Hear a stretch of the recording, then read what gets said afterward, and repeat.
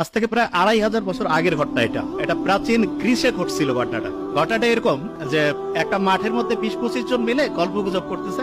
হঠাৎ করে গল্প করতে করতে একজন অজ্ঞান হয়ে পড়ে গেছে। যখন অজ্ঞান হয়ে পড়ে গেছে, তারপরে তার সারাটা শরীর, ভূমিকম্প হলে মাটি যেমন কাঁপতে থাকে এরকম করে সারাটা শরীর কাঁপতেছিল। বেশ কিছুক্ষণ কাঁপলো। আশেপাশের লোক চিন্তা করতেছে এ নিশ্চয়ই বোধহয় কোনো অপকর্ম করছে, অন্যায় করছে, এই কারণে ঐশ্বরিক কোন শক্তি তাকে অজ্ঞান করে এরকম করে শরীরের মধ্যে দেখতে পাচ্ছে না, কিন্তু যে পানিশমেন্ট দিচ্ছে, শাস্তি দিচ্ছে। এইরকম 1-1.5 মিনিট হওয়ার পরে কাঁপুনি যখন বন্ধ হলো, কিছুক্ষণ পরে এদিক ওদিক থেকে পানি নিয়ে এসে তার গায়ে ছিটাই দিছে। সেই লোকটা বলতেছে কি হয়েছে স্যার, কিছু খেয়াল নাই। আশেপাশের লোক বলতেছে না, তোমার নিশ্চয়ই কোনো খারাপ কিছু করছো, তোমাকে আর আমাদের সাথে রাখা যাবে না, তোমার বিচার করতে হবে। বিচার করার জন্য তাকে ওইখানকার যে বিচারক কমিটি ছিল জোর জবরদস্তি করে টেনে হেসড়ে তাকে সেখানে নিয়ে গেছে।